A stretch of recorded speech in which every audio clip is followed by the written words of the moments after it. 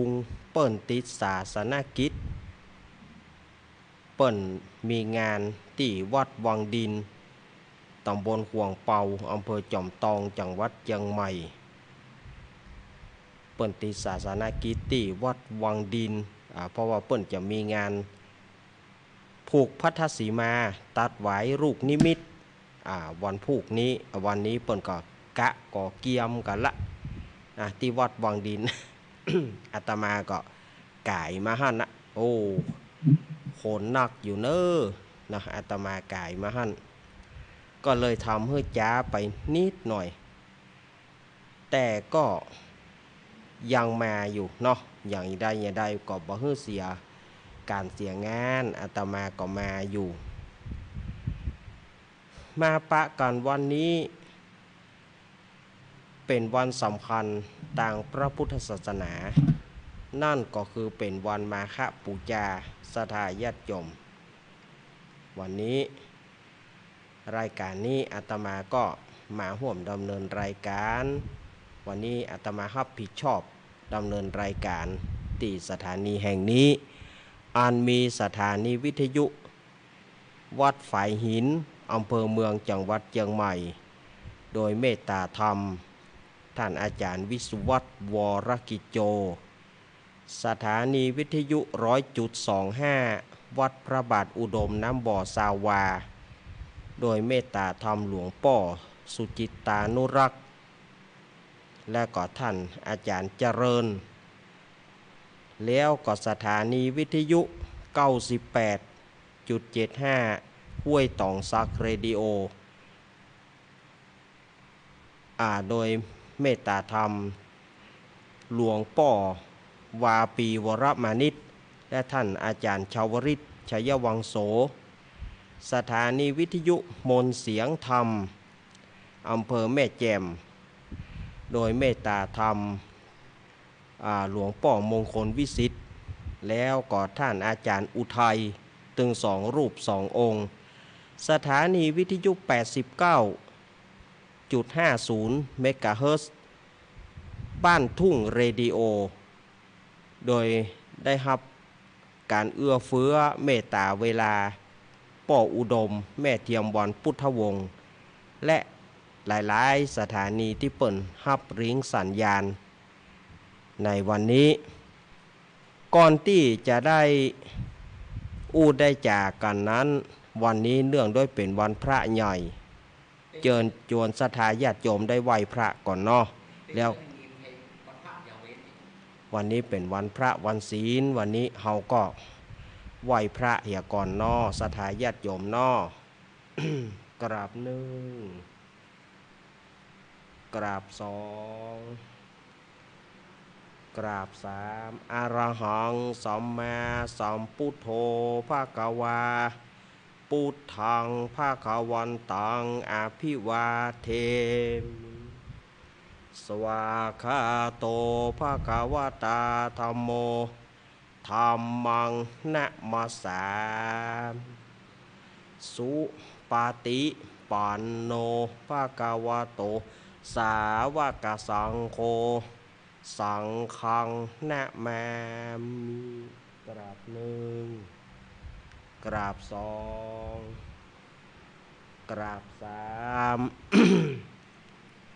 เอาแล้วศรัทธาญาติโยมเมื่อได้ไหว้พระเป็นที่เรียบร้อยแล้วเฮาก็จะมาเริ่มสาระต่างๆมาอู้กันมาปะกันวันนี้เป็นวันศุกร์ที่26กุมภาพันธ์พุทธศักราช2564เดือน6เหนือเดือน4ใต้ออกมานี่15ค่ำพร่ำว่าเป็นวันเดือนเพ็ญวันนี้เป็นวันสำคัญแห่งพระพุทธศาสนาเป็นวันมาฆบูชาหรือว่าเฮาฮู้จักกันก็คือเป็นวันพระธรรมวันนี้เมื่อเจ้านี้ศรัทธาญาติโยมก็คงไปใส่บาตรญาติปกแต่ละวัดแต่ละวา ก็ไปไหว้พระหับศีลบางวัดเปิ่นก็จะมีเตดน้ำเตดธรรมตามประเพณีของแต่ละวัดแต่ละวาเนาะตอนค่ำนี้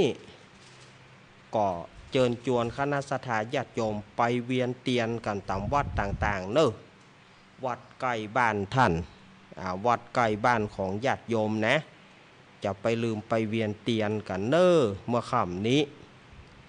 ไปเวียนเทียนรอบวิหารรอบพระธาตุเชิญชวนคณะสัตยาติโยมไป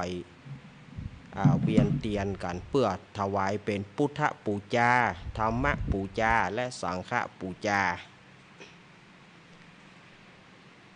ก่อนที่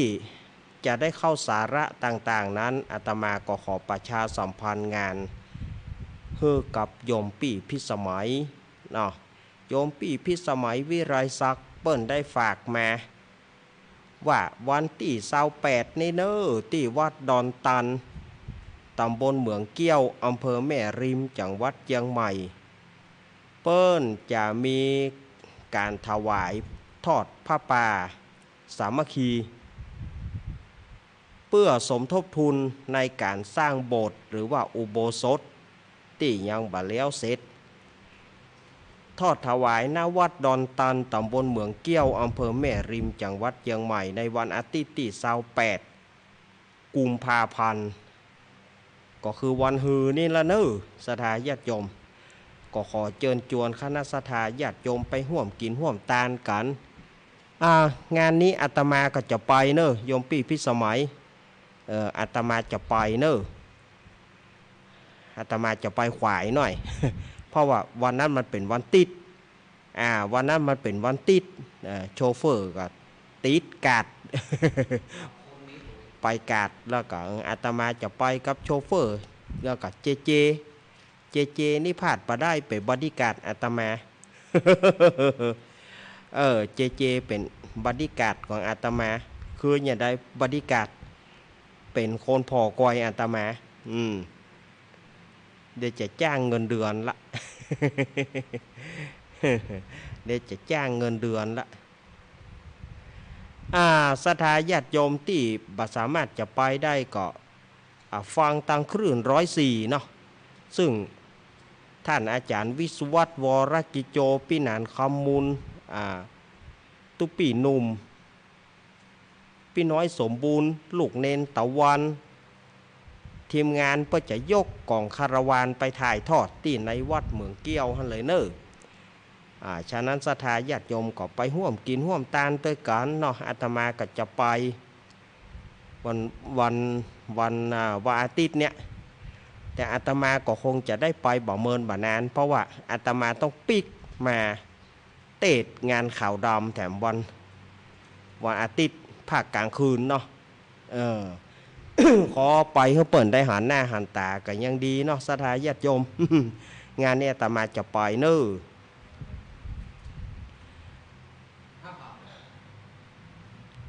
มีมือถือดูเฟซบุ๊กก็ได้ถ้าเจบอกว่าถ้าไผมีมือถือมือถือแบบสัมผัสเนอะสมาร์ทโฟนเองเพื่อเขาว่าสมาร์ทโฟนแอบคุยใช่ไหม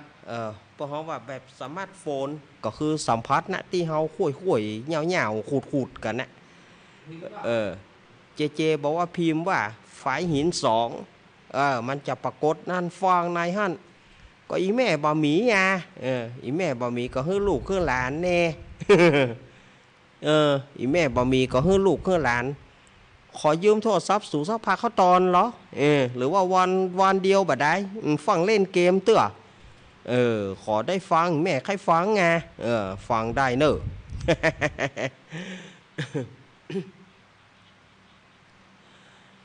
ก็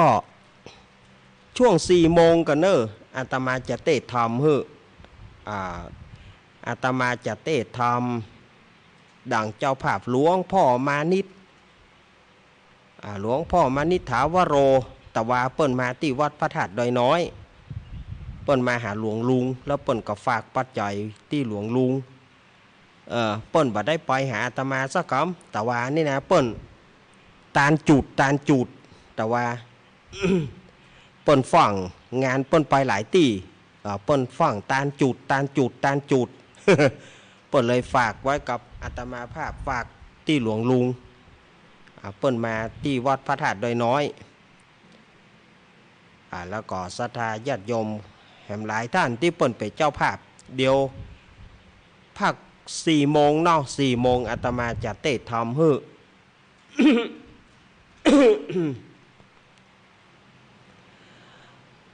ในช่วงนี้อาตมาภาพจะได้เล่านิทานนี่ปีนี้จะเอาเจ้าหน่อยเกี่ยวกับนิทานปีใหม่นิทานเรื่องปีใหม่เมืองตำนานสังขารหล่องปีนี้อาตมาจะมาเล่าเจ้าหน่อยเนี่ยอย่างถึงเล่าเจ้าท่านอาจารย์เฮาต้องเล่าไว้ก่อนเกิดว่ามันใกล้ปีใหม่เฮาบ่ได้มาก็จะบ่ได้เล่าให้ศรัทธาญาติโยมได้ฟังแต่ศรัทธาญาติโยมที่เปิ้นได้ฟังกุปีเปิ้นก็หูละแต่ที่เปิ้นบ่เคยได้ฟังตำนานนี้ว่าตำนานของปีใหม่เนี่ยเปิ้นบ่เคยได้ฟังตำนานสังขารหล่องอีกเนาะเรียกว่าตำนานสังขารหล่องปีใหม่บางพ่องเปิ้นก็บ่ได้ฟังเตื้อแต่บางพ่องเปิ้นก็ได้ฟังละถ้าถึงปีหนึ่งเน้นลักถึงเอามาเน้นลักถึงเอามาเล่าละถูกแต่บางท่านเปิ้นก็บอกว่ายังบ่ได้เคยได้ยินการเล่าทำบ่ได้ยินการเล่านิทานเรื่องสังขารหล่องเตื้อบางทีก็เป็นสลังสังกาไปจะได้สังขารหล่องมีอย่างได้จ้านี่วันนี้อาตมาภาพก็จะมาเล่าให้ศรัทธาญาติโยมได้ฟังกันว่ามันเป็นอย่างอี้รู้ตำนานสังขารหล่องเนี่ยเนาะศรัทธาญาติโยมอาตมาก็จะเริ่มเล่าไปเรื่อยๆละถ้าในช่วงใดที่อาตมาได้มาวันศุกร์หน้านี้อาตมาย่อมมั่นใจนะว่าจะได้มาก่อนเดี๋ยวอาตมาจะให้คนตาดีพอใบหน้าเธออาตมาก่อนหมอนาดแน่บอกว่าสุกแน่ก่อเพราะว่าเปิ้นนาดไว้เดือนมีนาคมเนี่ยต้นเดือนเนี่ยก็บอกวันที่5กับวันที่12เนี่ยอาตมาจะไปดูก่อนเนอะจะให้คนตาดีเปิ้นพอใบหน้าเธอก่อน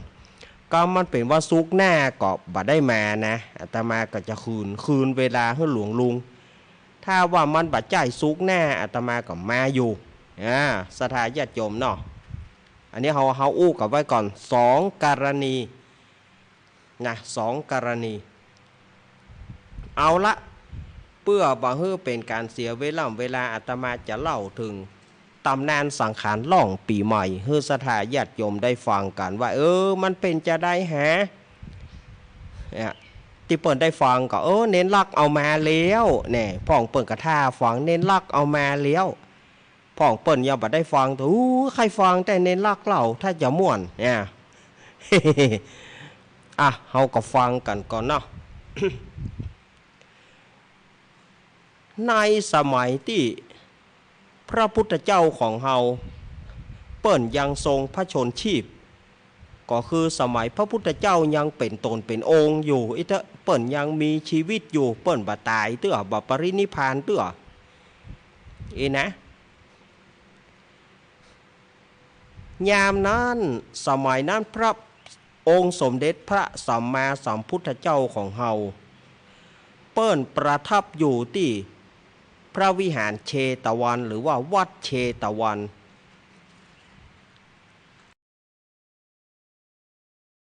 ลักเล่าถ้าจะม่วนเนี่ย เฮาก็ฟังกันได้หนูอย่ามากินฮะหนู หนูอย่ามาเงี้ยให้เงี้ยเงี้ย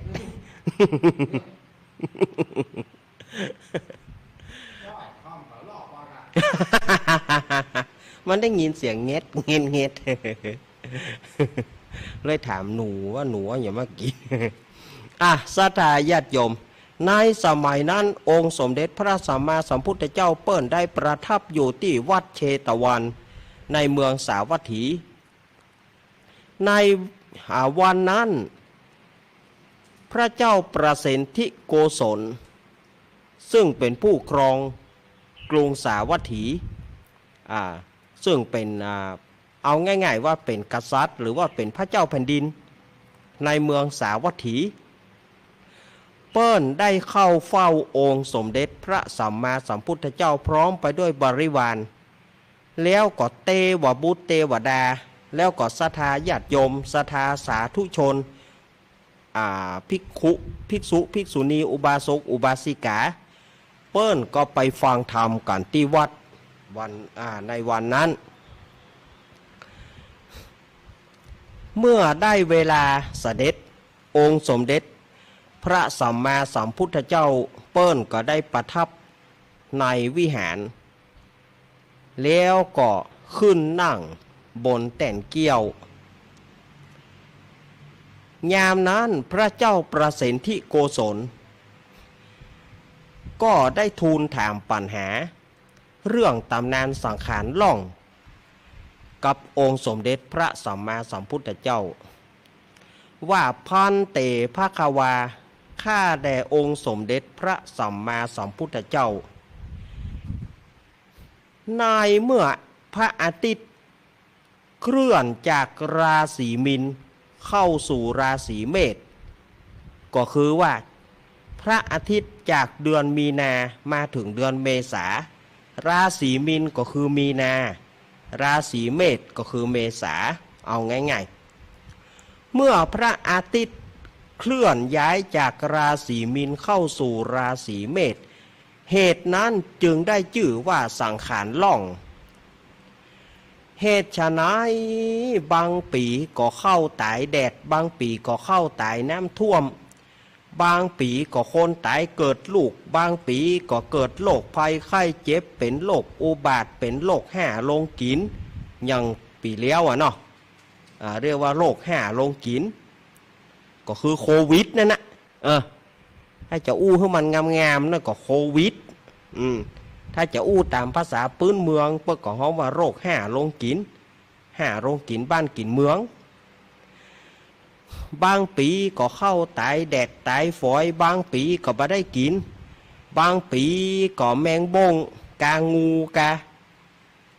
บางปีก็เจ้าพญาผู้มีอำนาจข่มเหงเต่งเต็กไฟฟ้าประชาชนให้ได้รับความเดือดร้อนบางปีก็ไม่ยิงตายเกิดลูกบางปีก็ไฟไหม้บ้าน มันมีสารพัดโรคบางปีงัวควายตายบางปีก็เป็นคนตายเจ็บท้องบางปีก็คนตายเจ็บท้องบางปีก็คนตายสารพัดสารเพเหตุว่าสังขารหลองมันเป็นอย่างอันขอองค์สมเด็จพระสัมมาสัมพุทธเจ้าจงช่วยเตศนาธรรมโพดหมู่กับโพดหมู่หม่อมฉันกำเตะพระพุทธเจ้าข้านี่องค์สมเด็จพระสัมมาสัมพุทธเจ้าเปิ้ลก็ได้เล่ามาถึงว่าพันเตว่าดูการามหาราชในเมื่อพระอาทิตย์เคลื่อนจากราศีมินเข้าสู่ราศีเมษเหตุนั้นเปิ้นว่าสังขารล่องก็จะมีอย่างที่ต้านว่าเนี่ยนะบางปีก็เข้ากล้าดีบางปีก็เข้ากล้าบ่ดีบางปีก็ตายแล้งบางปีก็ตายน้ำท่วมมันจะมีหั่นสปะสปันพระพุทธเจ้าเปิ้นก็บอกเปิ้นก็ได้เล่าถึงตำนานสังขารล่องตั้งแต่วันอาทิตย์จันทร์การพุธพฤหัสศุกร์เสาร์โดยเฉพาะปีนี้สังขารล่องวันอังคารวันที่13แต่บางที่เปิ้นก็จะเอา14บางที่เปิ้นก็จะเอา13เฮาก็บอกว่าละปีนี้อาตมาบะจมละจมไปก็ร้ายบ่อยอู้ย่อยก็โคพาวเวอร์สถานญาติโยมอาตมาถึงบะจมอย่างสักอย่างละญาติโยมจะเอาวันที่13ก็ได้14ก็ได้อาตมาว่าดีที่สุดของกินมันบะเตออาตมาว่าดีที่สุดของกินมันบะไปเตอวันเดียวมันมีวันพระวันศีลหลายวันก็ดีเหมือนกัน ของกินมันแบบไปโยนอาตมาว่าดีนะปีนี้อาตมาจะบะโจมละ ถ้าวันที่13ปีนี้สังขารล่องวันอังคารวันที่13เมษายนปีนี้องค์สมเด็จพระสัมมาสัมพุทธเจ้าเปิ้นก็ได้ว่าถ้าปีใดสังขารล่องวันอาทิตย์นะโคนเกิดเดี๋ยวกันเนอะสุมาเนอะสทายยมเดถ้าปีใดสังขารล่องวันอาทิตย์คนเกิดวันอังคารจะมีเคราะห์ปีใดที่สังขารล่องวันอาทิตย์คนเกิดวันอังคารจะมีเคราะห์ปีใดสังขารล่องวันจันทร์คนเกิด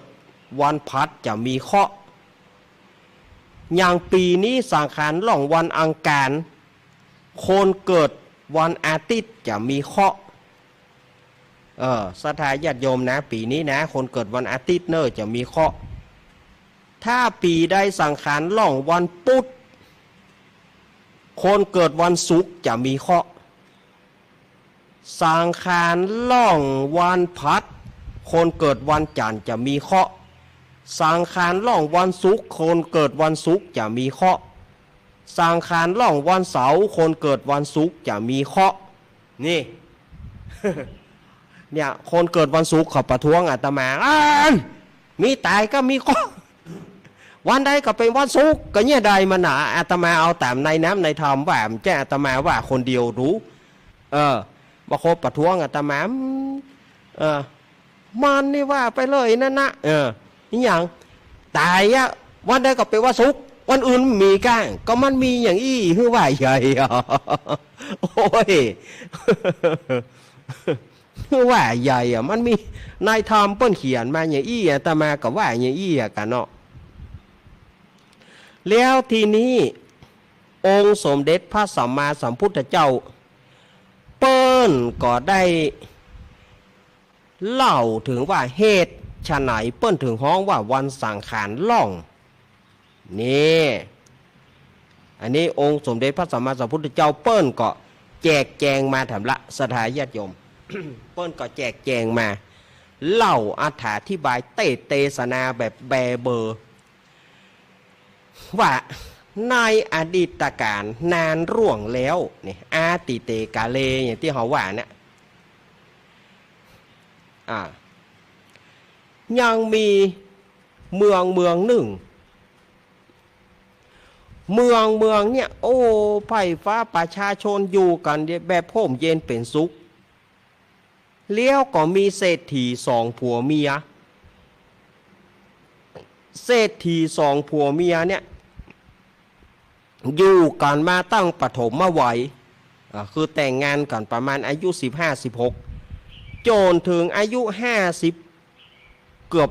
60ยังบ่มีลูกเตื้อโอ้อันลำเหลือ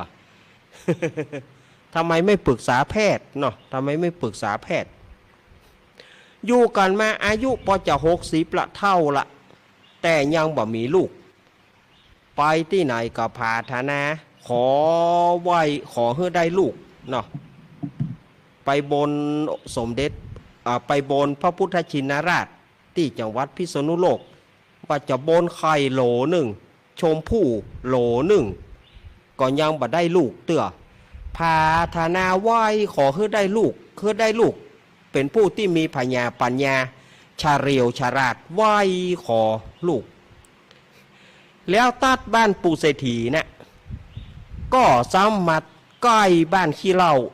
สดาญาติโยมในบ้านเศรษฐีนั่นนะซ้ำไปก็อยู่ใกล้บ้านขี้เหล้าหมู่ขี้เหล้าก็ข้ามมา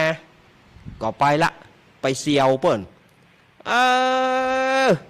คนใดบ่มีลูกบ่มีเต้าพญายมมาบาลจะยับมันมัดมือป้ายหลังแล้วจะเอาแมงบ้งกินนมมัน จะเอาแมงบ้งกินนมมันเสียดายมีเข้ามีของเงินทองเป็นบ่ฮู้สักกี่โกดลูกบ่มีสู้อย่างเฮาบ่ได้ถึงเฮาจะตุกจะยากถึงเฮาจะไปขี้เหล้า เฮาก็พอใจที่เฮามีลูกคนเฒ่าบ่มีลูกเอล่ะให้ดีกะเสียวเปิ้นปืนบ่มีลูกยิงถูกก็บ่ตายซอบ่มีสายสีได้ก็บ่ดังไวโอรินมันก็มีสีสายเอาไปสีใส่ควายไหนมันจะฟัง ไปยุ่งเปิ้นเนี่ยอย่างฮะให้ยับดีดขี้ปุ่มเนี่ยเนอะแน่ยับดีดขี้ปุ่มมากู้อายุดีกะเสียวเปิ้นก็ข้ามมาก็ไปละขี้เหล้านะเพราะว่าบ้านมันใกล้กันเนาะมันก็ไกลหน้าบ้านก็ว่าไปปู่เศรษฐีก็ว่าโอ้สู่เหยอย่างใดเฮาก็ยังมันว่านะสู่อย่างใดอีเฮาไปขอลูกโรงพยาบาลมาเลี้ยงบ่บ่เอามันบ่ใช่ลูกเฮาแต่ลูกโรงพยาบาลกำโบราณเปิ้นว่าเอาลูกเปิ้นมาเลี้ยงเอาเมียงเปิ้นมาอมบ่เอาถ้าบุญข้ามีขอให้ได้ลูกเตอเนาะกรรมผาธนาของสองเศรษฐีสองผัวเมียเนี่ยก็ทำให้หินปันทุกำพลศรีราอาจอันเป็นที่นั่งพญาอินฮ้อนแข่งกระด้างพระอินก็ส่องที่พระเนตรลงดูก็หูว่าโอ้ปู่เศรษฐีมีตุกข้าได้ลูกก็เลยกวดสอบว่าเทวดาตนใด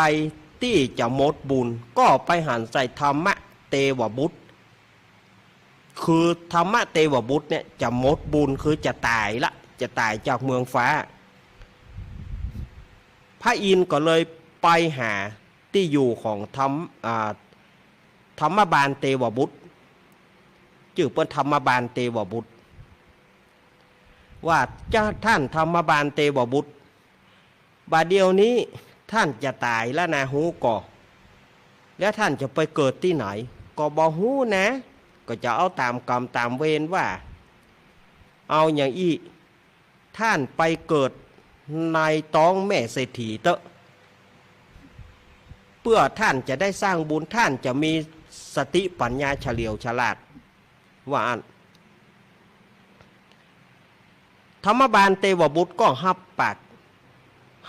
อาราธนาของพระอินทร์แล้วก็ขอว่าถ้าข้าเกิดมาก็ขอให้ได้ชื่อว่าธรรมบาลอย่างเอียเนอแล้วธรรมบาลเทวบุตรก็ลงมาเป็นผีปุ่งเศร้าลงมาลงมาเกิดลงมาเอากำเนิดปฏิสนธิในท้องแม่เศรษฐีท่วนทศมาศ10 เดือนแม่เศรษฐีเกิดมาได้ลูกป้อใจปู่เศรษฐีย่าเศรษฐีดีอกดีใจใส่ชื่อว่าธรรมบาลกุมารธรรมบาลกุมารก็ใหญ่วันใหญ่คืนเมื่อใหญ่แล้วพ่อแม่ก็ส่งไปศึกษาที่สำนักตากศิลาเฮียนได้หมดศิลปวิชาเฮียนได้หมดจนถึงภาษาสัตว์และภาษาคนธรรมบาลเฮียนได้หมดจนมีชื่อเสียงเรื่องลือไปไกลแล้วก็มีละอ่อนแต่ละทั่วไปเกือบว่าทั่วชมพูทวีปไปเป็นลูกศิษย์ลูกหาธรรมบาลทำให้ชื่อเสียงของธรรมบาลรือกระชอนไปว่าบอกว่าไผ่ที่ไหนได้ยินชื่อธรรมบาลแล้วผวาได้ยินชื่อธรรมบาลแล้วขยัดเพราะว่าธรรมบาลมีปัญญาเฉลียวฉลาดบ่มีภัยที่จะโอ้โหเนาะถือได้ว่าบัณฑิตนักปราชญ์ไม่หักเนาะธรรมบาลชื่อเสียงของธรรมบาลเนี่ยก็ดังไปถึงเมืองเต้ามหาพรหมดูศรัทธาญาติโยมธรรมบาลมีชื่อเสียงธรรมบาลเนี่ยลือไปถึงเต้ามหาพรหมทำให้บอกการเนี่ยมันมีปัญญาเฉลียวฉลาดจริงหรือควรเราจะไปพนันกับมันเนี่ยมันมีการพนันเข้ามาเกี่ยวข้องศรัทธาญาติโยมท้าวมหาพรหมก็เลยว่าจะไปถามปัญหากับธรรมบาลถ้าว่าธรรมบาลตอบได้ท้าวมหาพรหมจะตัดหัวเพื่อปูจาธรรมบาลแต่ถ้าธรรมบาลตอบว่าได้ท้าวมหาพรหมจะตัดหัวธรรมบาลเอาเลือดมาแปลงลูก โบะเอาอ่องอธรรมบาลมาเอฟหัวของธรรมบาลนั้นเท้ามหาพรหมจะเอามาเป็นหัวหมู เส้นไหว้ปู่จาเตปาอารักษ์เมื่อเท้ามหาพรหมหูอย่างอันแล้วก็เหาะลงมา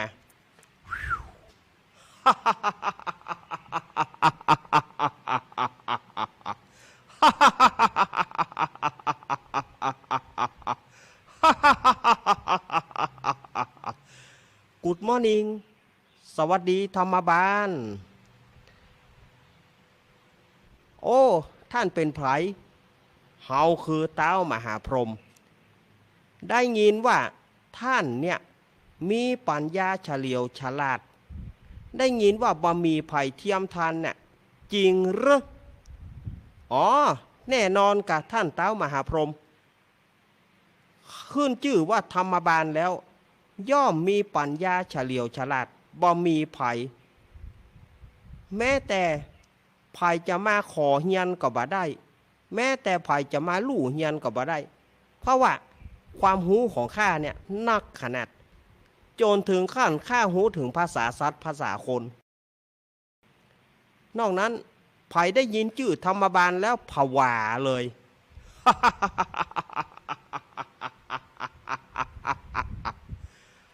ก็ดีอันเฮาจะถามปัญหาท่าน3 ข้อถ้าท่านตอบเฮาได้เฮาจะตัดหัวปู่จาแต่ว่าถ้าท่านเฮาบ่ได้เฮาจะตัดคอท่านเฮาจะเอาเลือดท่านมาแปลงลูกอ่องอท่านเฮาจะเอาเอฟหัวของท่านเฮาจะเอาเป็นหัวแตนหัวหมูปู่จาเตปาอารักษ์ปัญหานี้ไม่ยากมีอยู่3 ข้อแล้ว7 วันเราจะมาฟังปัญหาข้อแรกถามว่าเมื่อเจ้าราศีอยู่ที่ไหนเมื่อตอนราศีอยู่ที่ไหนแล้วเมื่อค่ำยามคืนราศีอยู่ที่ไหน7 วันเราได้ปะกันแน่ธรรมบาลเราหวังว่าคงจะได้เลือดท่านมาแปลงลู่นะ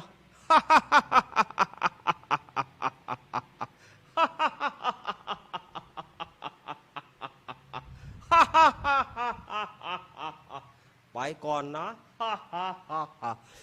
กาโวกาโวกาโวกาโวกาโวเอ้าเท้ามหาพรหมมีอย่างอี้ตัวกะหยุดจะฟังก็เอากาโวกาโวกาไปโทรมาเพื่อกดดันอ้าวไปแล้วเด้อธรรมบาล เอาแล้วสถาญาติโยมธรรมบาลก็มากึดใจละเอาล่ะเนี่ยใดเมื่อเจ้าราศีอยู่ที่ไหนเมื่อตอนราศีอยู่ที่ไหนเมื่อค่ำยามคืนราศีอยู่ที่ไหนธรรมบาลกึดอย่าใดก็บอกกึดอย่าใดก็บอกคิดก็ปวดหัวคิดก็คิดไม่ออกคิดอย่าใดก็บอกออกสถาญาติโยมเอาแล้วนายพลโจรแต้มละสถาญาติโยมธรรมบาลถามแม่ก็บ่มีไผหูตั้งแต่วันที่1ถึงวันที่2วันที่2ถึงวันที่3วันที่3วันที่4วันที่5วันที่6เอาวันผูกครบกำหนดล่ะธรรมบาลก็เกิดกลัวตายและสถาญาติโยมเอาเต้ามหาพรหมจะมาตัดคอเนี่ยใดกึดปัญหากึดเนี่ยใดก็บ่ได้ถอดมดอะไรแต่อยากละก็เลยให้ลาป่อลาแม่เข้าในป่าเข้าในป่าไปไหว้เทวบุตรเทวดาหวังว่าจะมีเทวบุตรเทวดาช่วยแต่ก็บ่มีไผจะช่วยธรรมบาลทำให้ธรรมบาลนั้นเกิดความกลัวตายให้ไปนั่งอยู่ที่ปืนต้นไม้ไผ่ต้นไม้ไผ่ต้นไทรนั่นนะบางที่เปิ้ลก็ฮ้อว่าต้นไม้แห้งบางที่เปิ้ลก็ฮ้อว่าต้นไม้ไผ่ต้นไม้ไทรต้นไม้ลุงเนี่ยเฮาฮ้องกันมาหลายอย่างธรรมบาลก็ไปมดอะไรแต่อยากที่ต้นไม้ลุงไม้ไผ่นั่นนะ ให้ว่าอย่างใดวันนี้ตึงตายแน่ๆละนี่นะยามนั้นที่ปืนไม้ต้นไม้ไฮนั่นก็มีนกอินทรีสองผัวเมีย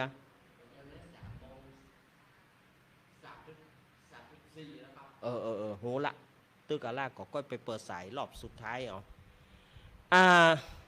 เพราะว่านิทานนี้มันค่อนข้างยาวตึงหูอยู่ศรัทธาญาติโยมธรรมบาลก็ไปให้อยู่ที่ปืนต้นไม้ไฮนั้นที่บนต้นไม้ไฮนะก็มีนกอินทรีสองผัวเมียหรือว่าบ้านเฮาว่าเหลียวหรือว่าเหยี่ยวเนี่ยบ้านเฮาจะว่าเหลียวสองตัวเนี่ยก็อยู่แปลงหางอยู่ที่บนต้นไม้ไฮนั้นในขณะนั้นนกตัวเมียนกอินทรีตัวแม่นะก็ได้ถามว่าสู่เฮยเฮาจะเนี่ยอย่างใดกันข้าจะไปหาอาหารสู่ก่อบ่เฮือไปค้านว่าสู่ก่อบ่ไปเสาะหาอาหารบ่ไปเสาะว่าหากินอันใดแล้ววันพูกเนี่ยเฮาจะเอาอย่างมากินต้องบ่ใจตานเหมือนขาสู่ก็หูอยู่สู่ก็บ่ช่วยหิช่วยหาบ่ช่วยไปเสาะว่าหากินข้าจะไปก็บ่ฮือไปแล้วจะเอาอย่างกิน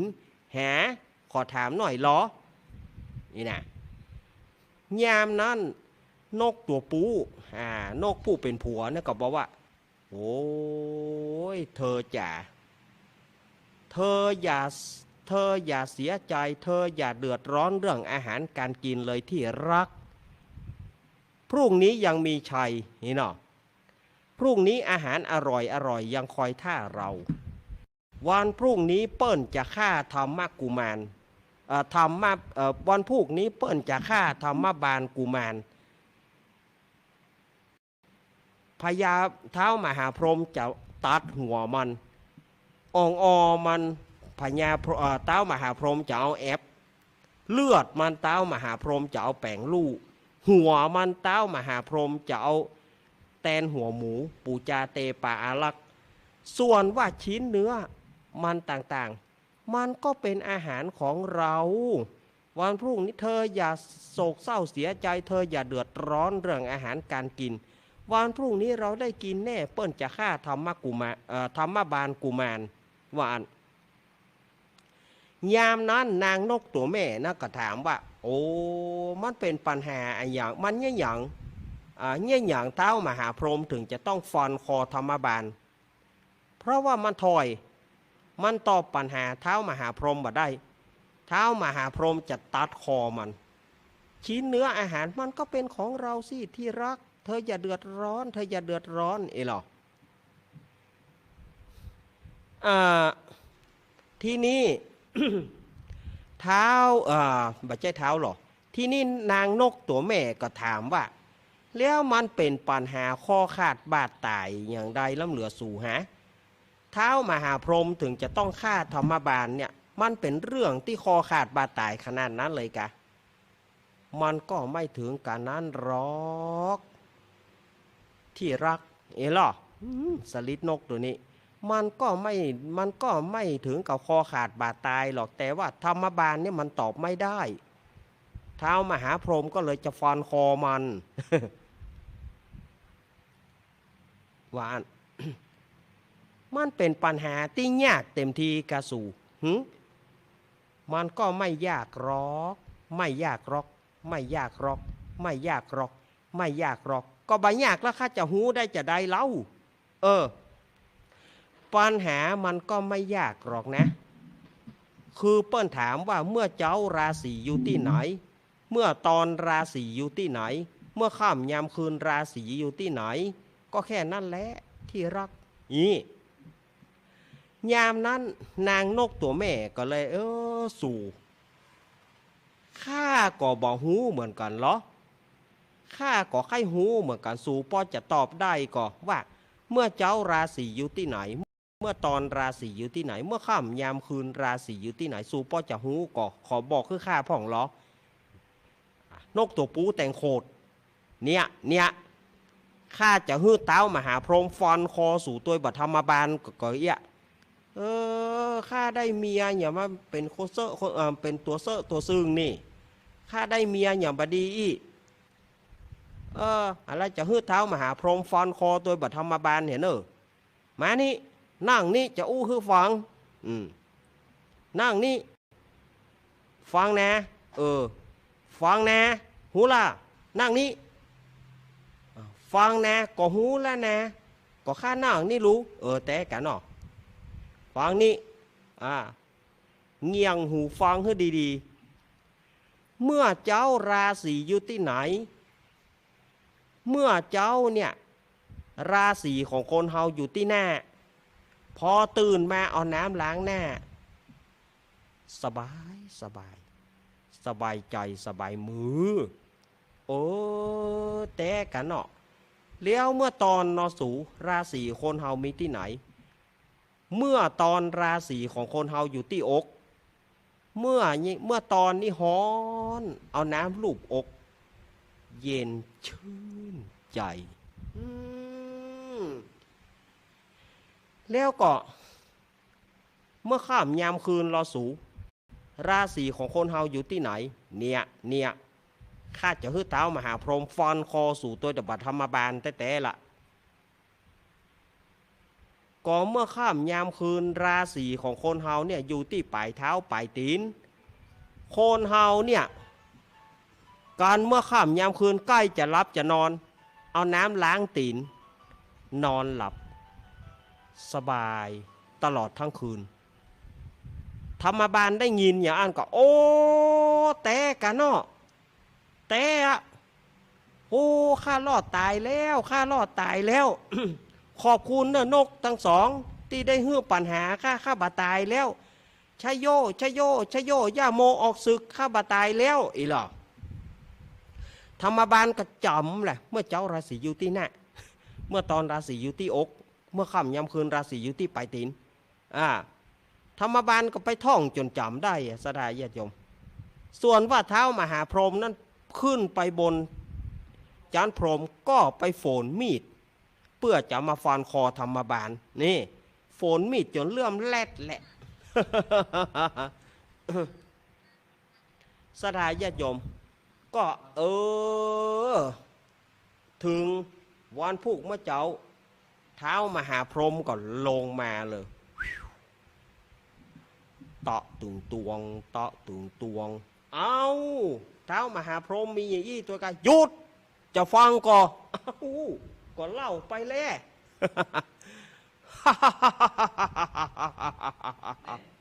ไม่เห็นเขาบอกว่าเสียงคือของเขามันว่าววิวอย่างผมว่าบอกหูก็เฮาจะไปหูได้บอกเปิดโฮคือปีทำไมโฮไม่หาโฮครับมันคือมันเป็นเสียงกระพุ้นเหมือนกับตามเขาแต่จะเล่านิทานก็มันเกินกลางห้างแม่เนี่ยแต่เจ้าเจเนี่ยบอกนั่นเห็นโฮมาแบบเดียวเนี่ยก็พอเจมันบอกแล้วมันไปบ่ได้เลยฮะนั่นเห็นมันโฮมาหาโฮมาเดียวโยมปี่พี่สมัยถ้าได้ยินนี่ก็ลองโทรเข้าหาเบอร์เจเนอะว่าการรับฟังจะได้เนาะ085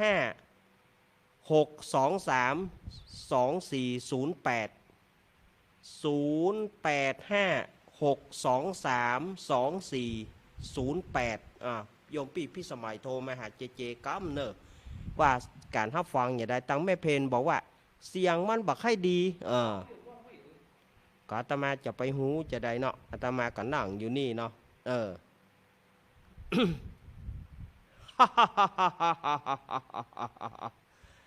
สวัสดีธรรมบาล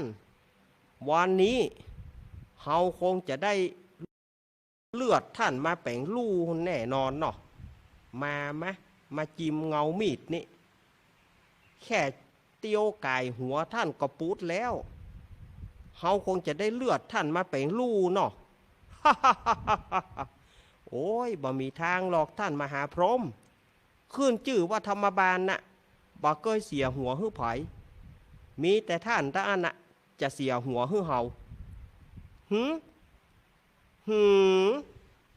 ธรรมบาลท่านว่าจะได้ก่อท ท่านว่าจะใดก็ท่านว่าท่านจะตัดหัวเฮาอีกอะ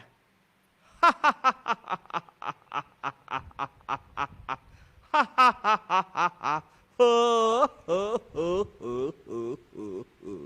เฮ้อเฮ้อสลิปปูเต้ามหาพรหมนี่แต่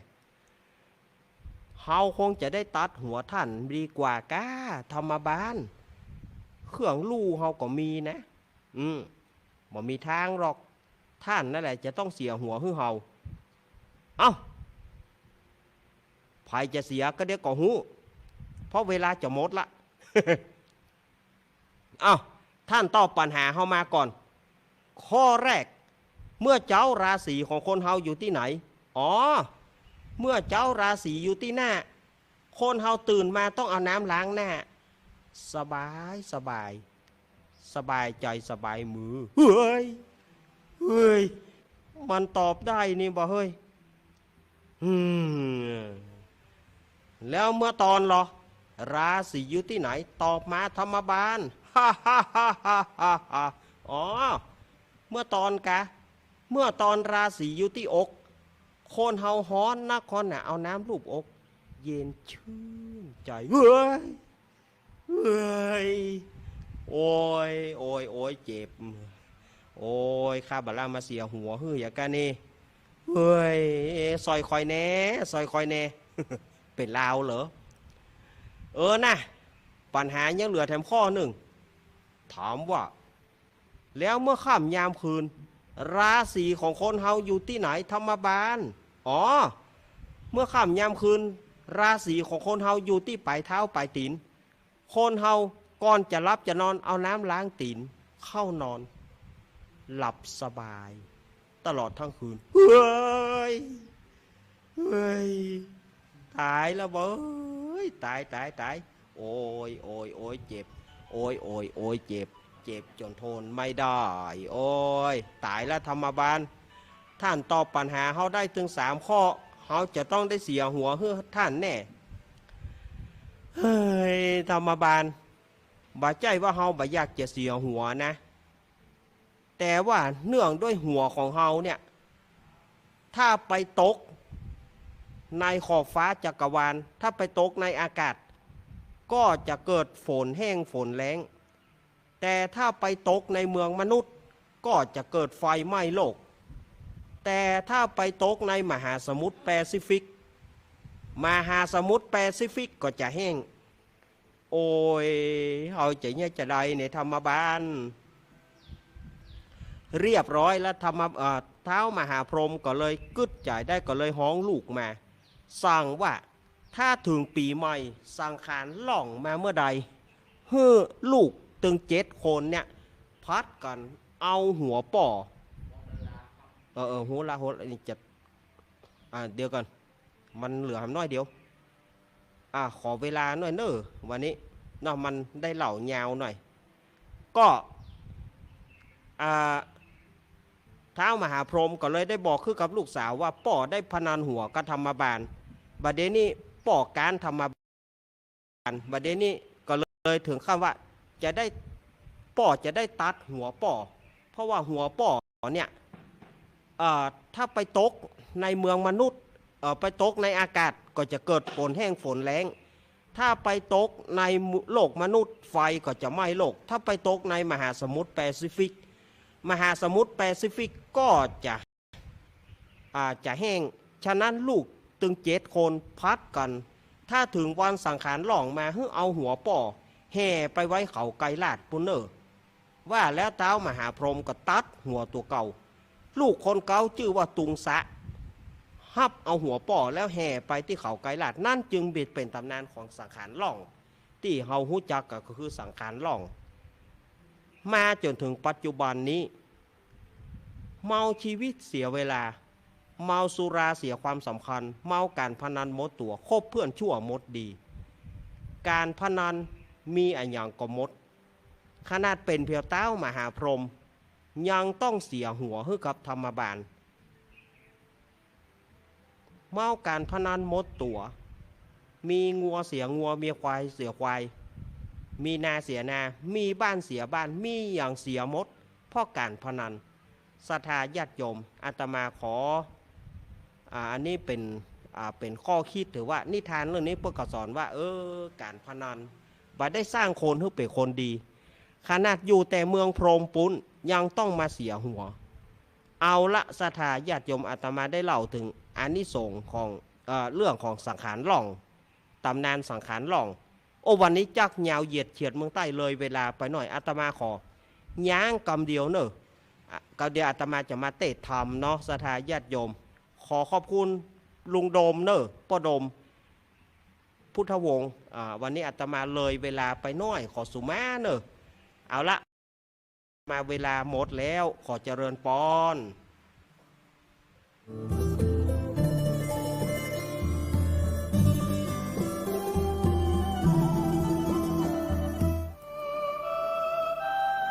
ชีวิตมนุษย์มีสุขมีทุกข์ดี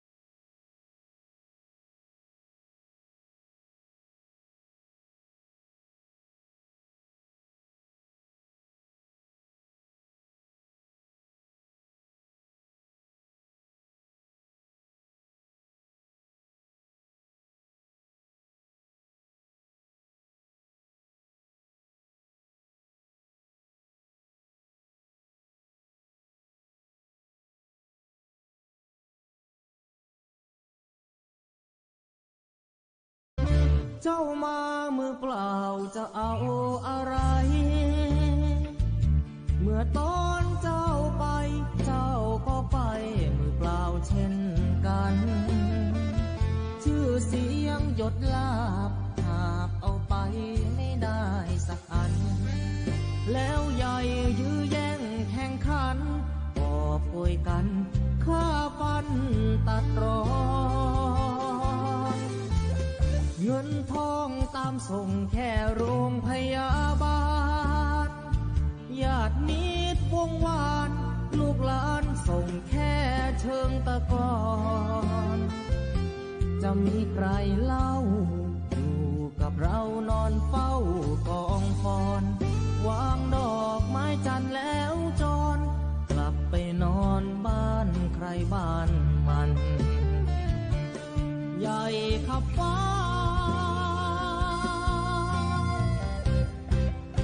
แต่ยังเล็กกว่าฟ้าลงตึกโตโอทงสุดท้ายนอนลงเหมือนกันไปไม่กลับหลับไม่ตื่นฟื้นไม่มีวัน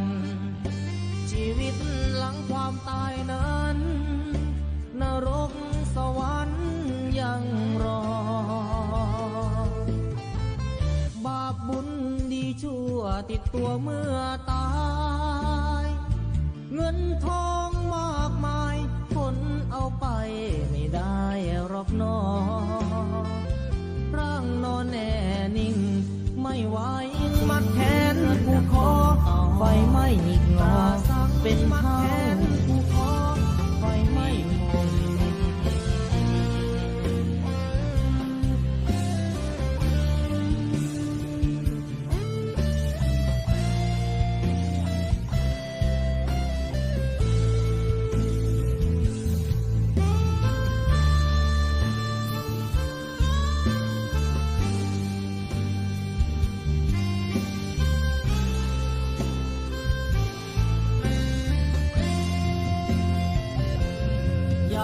ขับฟ้า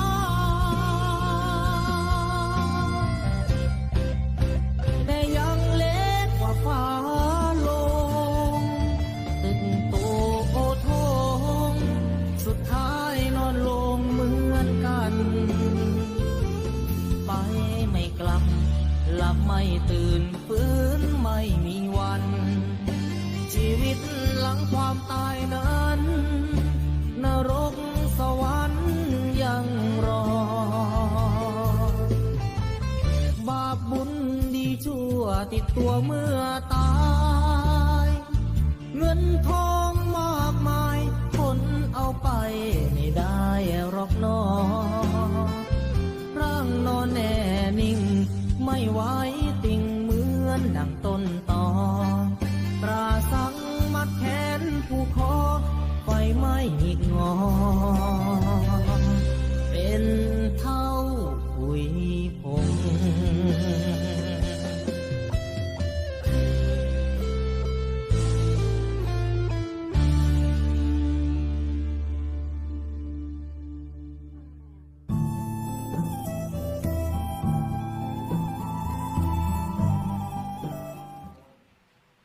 เอาแล้วศรัทธาญาติโยมก็มาต่อกันในช่วงที่สองของรายการ สารธรรมยามแรงวันนี้ก็ได้เล่านิทานไปมันนิทานมาค่อนข้างยาวเนาะก็เลยเล่าไปจะละก็บ่ได้มันเป็นกุเตือเฮามาเล่าก็กำเดียวจบอย่านะเฮาก็เลยเอาให้มันจบเหียตึกแรกก็กินเวลาไปหน่อยมันเป็นหยัง มารอบที่สองนี้ก็จะได้เตดน้ำเตดธรรมจะได้เล่าธรรมเพื่อศรัทธาญาติโยมได้ฟังกัน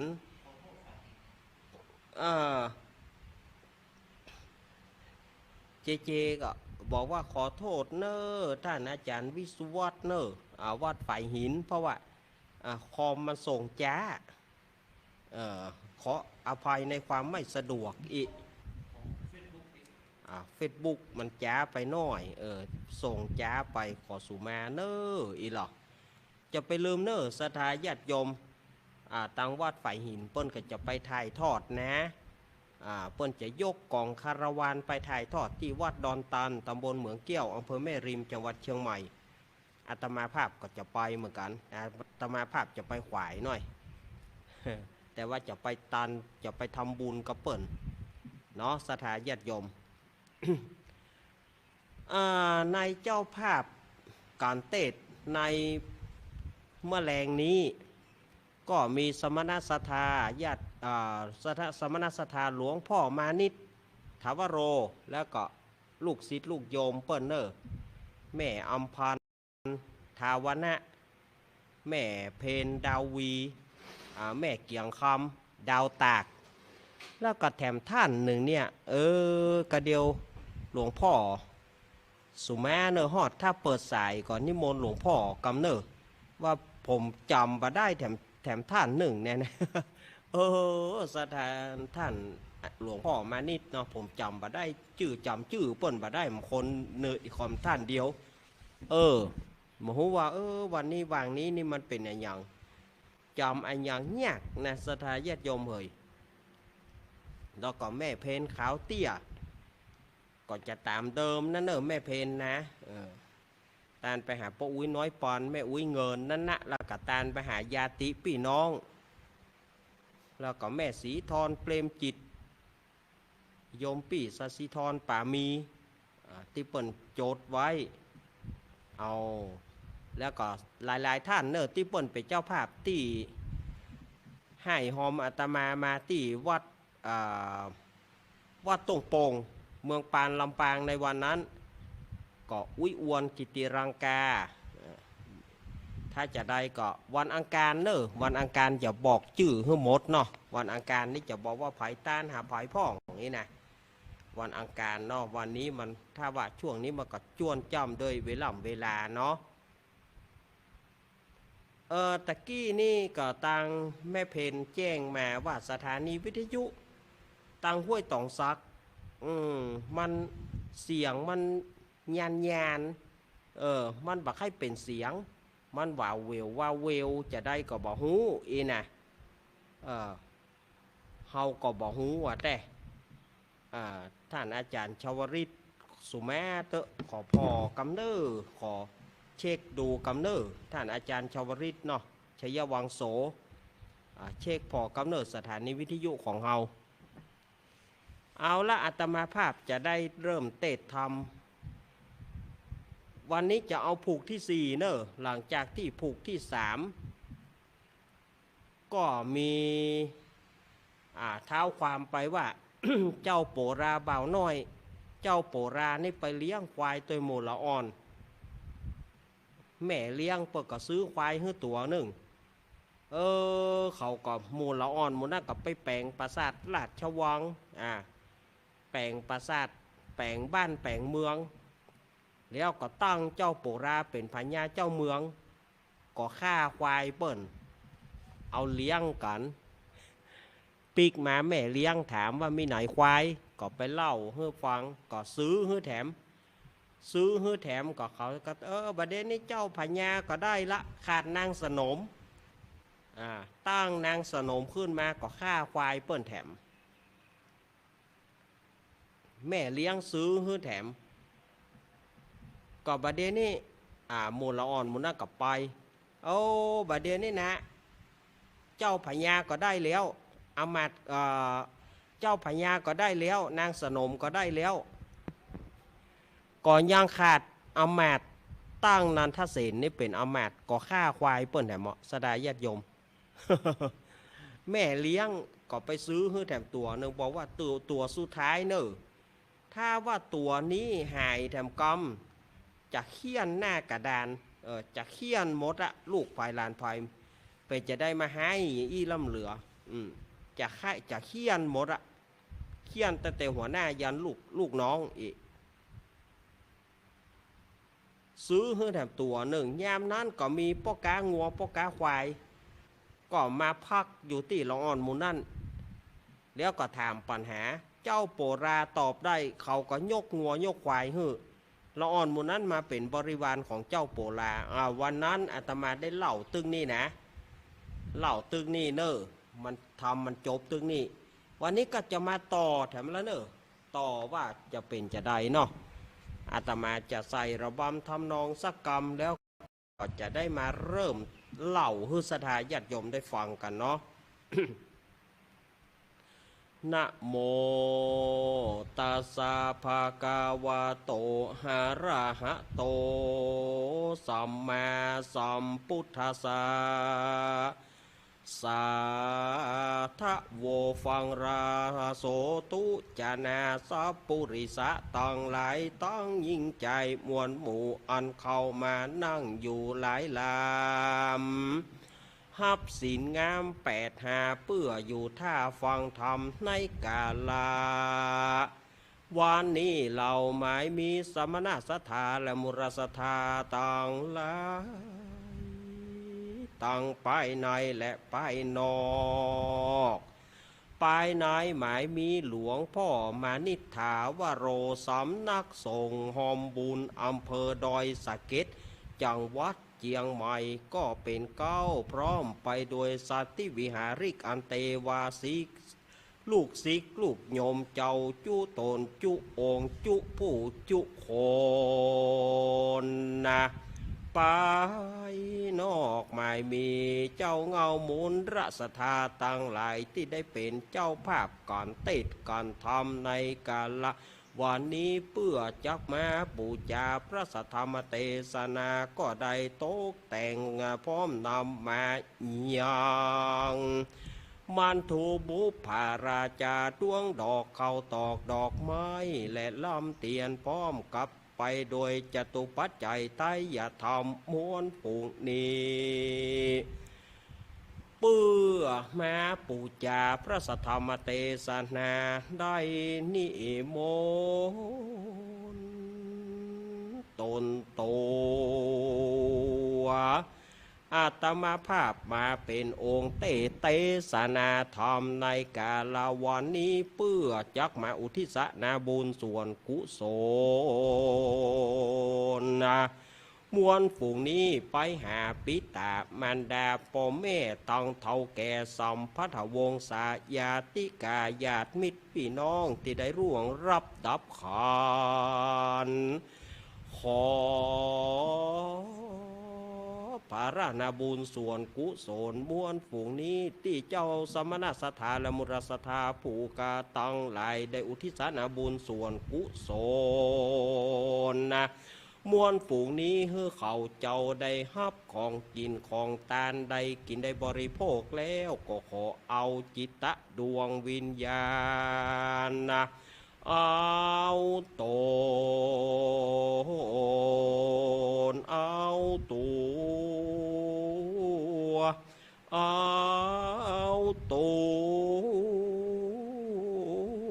วขึ้นสู่สวงสวรรค์จันทร์ฟ้าบุญสมปานตันแก่กาได้ถึงอมตะมหาเนราปานเวียงเกี่ยวปูนเตอเอาแล้วเนาะศรัทธาญาติโยมตั้งหลายอาตมาภาพก็จะได้มาเล่าธรรมให้กับคณะศรัทธาญาติโยมได้ฟังกันแล้วละหมู่ละอ่อนหมู่นั่นก็เลยฮับเลี้ยงงัวเลี้ยงควายให้กับเจ้าโปราเขาก็สนุกสุขสันต์ล่าเริงดูโอ้ยามนั้นป่อเศรษฐีแม่เศรษฐีไปหันใส่งัวควายหมู่เข้าบ้านเข้าจองมาลุ่มก็เลยถามว่าโอ้ลูกไปได้งัวได้ควายมาที่ไหนมาล้ำเหลือนี่ตึงวันนี่เอาเฮือเปิ้นฆ่าวันนี้มีอย่างเป็นงัวเป็นควายไผ่นี่มันเข้ามาอย่างนี้เจ้าโปราก็เลยเล่าเฮือก็เลยเล่าตั้งแต่เก่าแต่เงาเฮือป่อเศรษฐีแม่เศรษฐีฟังป่อเศรษฐีแม่เศรษฐีก็ดีอกดีใจ ลูกเฮานี่มีปัญญาเฉลียวฉลาดสมกับที่เป็นลูกพ่อลูกแม่ว่าอันการเจ้ามาหมู่ละอ่อนหมู่นั่นก็เอาตึงวัวควายเขาเอาตึงควายเขาเอาตึงวัวตึงควายเจ้าโปราไปเลี้ยงแล้วก็ไปเล่นสนุกสุขสันต์กันในเมืองนะในเมืองปะทะเมืองที่เปิ่นตั้งนั่นนะไปเล่นไปหนัวกันยามนั้นเจ้าบ้านเขาหมู่ที่เขาไปเลี้ยงงัวเลี้ยงควายนะเขาก็เลยละอ่อนหมู่นี้มันเล่นไฟสูงมักใหญ่ไฟสูงเล่นเป็นเจ้าพญาเจ้าเมืองกับลูก เล่นมักใหญ่ไฟสูงลูกละอ่อนหมู่นี้บ่ได้ความก็เลยไปบอกคือพ่อหลวงไปแจ้งคือพ่อหลวงก็มาไล่ว่าไปละอ่อนหมู่นี้ไปเล่นที่อื่นเขาหมู่นั้นก็เลยลื้อที่เขาแปลงบ้านแปลงเมืองไปสร้างเมืองอยู่ไกลๆบ้านนี่ละอ่อนหมู่นี้เขาก็เน็ตนะไปสร้างเมืองที่ไกลบ้านเขาก็เลยปากันไปอยู่ย้ายไปอยู่ปูนย้ายไปอยู่ที่เมืองไก่บ้านเอาก็ไปตั้งเมืองปะทะไปอยู่ไก่บ้านไก่จองเขาไปอยู่หันไปตั้งบ้านตั้งเมืองเอางัวเอาควายไปแฮมวันแฮมคืนอยู่ปุ้น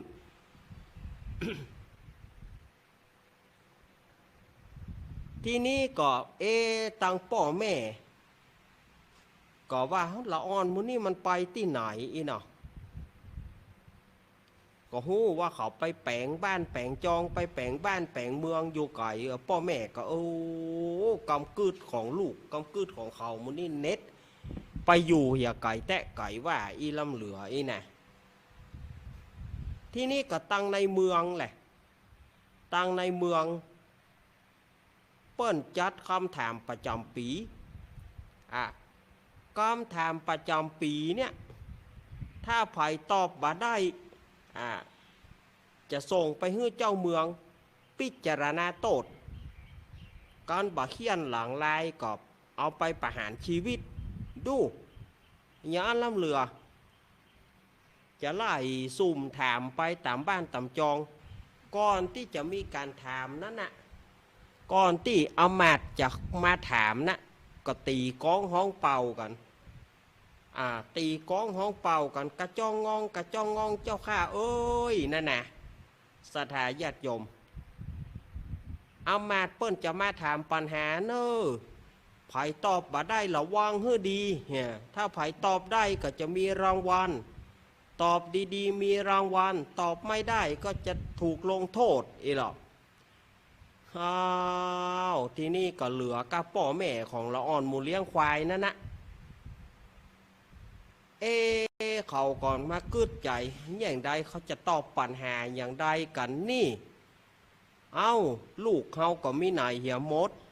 ละอ่อนมาคงจะตอบได้คนเฒ่าคนแก่มันตอบบ่ได้นี่แนะอย่างใหญ่เหี่ยอีละอ่อนหมู่นี่ไปไหนเหี่ยมดกันเนาะก็เลยก้องหาลูกหรอวันหนึ่งก็มูลละอ่อนหมู่นั่นรวมถึงเจ้าโปราที่ไปแปลงบ้านแปลงเมืองอยู่ต่างที่นั่นน่ะก็มาเอี่ยวบ้านพอดีเมื่อมาเอี่ยวบ้านก็มาซุปเขาใส่พ่อแม่ว่าพ่อแม่เป็นอย่างนี้อย่างเงาก็งกกะงักเหียพอเขาไปผสมจุ่มนุ่มกันตามนั้นหรอว่าแย่งได้พ่อแม่อย่างมาเงาก็งกประเดี๋ยวนี้บ่เงาจะได้ลูกเคยบาเดี๋ยวนี้พ่อแม่เนี่ยเป็นนายพลโจรแต้มละบาเดี๋ยวนี้เจ้าพญาเปิ้นจะมาถามปัญหาเปิ้นให้อามาตย์มาถามปัญหาไผตอบได้เปิ้นจะให้รางวัลไผตอบมาได้เปิ้นจะฆ่าหัวไผตอบมาได้เปิ้นจะฆ่าหัวเฮาเปิ้นจะลงโทษเฮาลูกเคยอีป้อเขากระโจนปัญญาแย่งใดเห็นไหมลูกเคยช่วยป้อหน่อยล้อช่วยแม่หน่อยล้อเนี่ย ที่นี่หมู่ละอ่อนเขาก็เลยบอกว่าโอ้เรื่องแค่กระจิตลิดกระจ้อยลอยบ่มีปัญหาอีป้อยแม่ต้องเจ้าพญาผมเขากะแน่ละอ่อนก็เสนอขึ้นมาเนาะเจ้าพญาผมเขากะผมมีเจ้าพญาหรอเจ้าพญาผมเขาจะตอบได้ป่อแม่ก็เลยบอกกอกโจดหัวลูกคนปกคนปักสูมูนี่อู้มากใหญ่ไฟสูงอู้ว่าเจ้าพญาคอจะปูดมึงเฮ้ยเอาบอกกอกโจกหัวละอ่อนลูกไผ่ลูกมันให้ไว้เขาก็ไปหาเจ้าพญาช่วยน้อยอีหรอเจ้าโปราก็เลยถามว่าอีป้อยแม่เฮยมันมีปัญหาอะไรอย่างนักหนากะ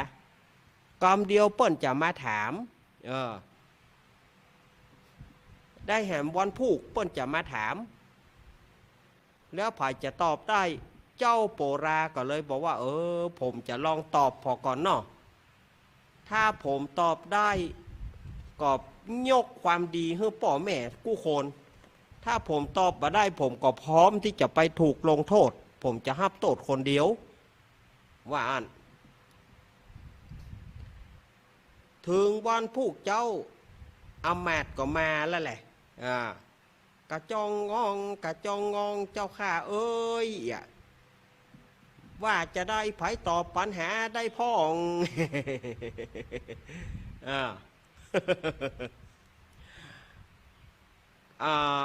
มัวอามาตย์ก็เตียวมาเนาะเขาก็ไปที่ศาลากลางบ้านไปที่ศาลาไทยกลางบ้านโอ้ป่อแม่ละอ่อนมุนักก็อยู่กันเกิ่มเหีย เขาก็มูอามาตย์ก็เลยไปถามปัญหาเต้าป่อแม่มูนั้นดักวีดมีไผตอบโอ้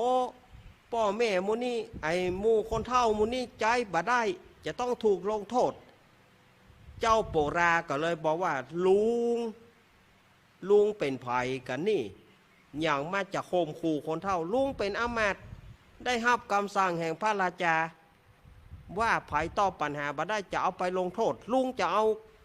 คนเฒ่าหมู่นี้ไปลงโทษจ้าก่อนลุงผมขอชีวิตคนเฒ่าหมู่นี้ไว้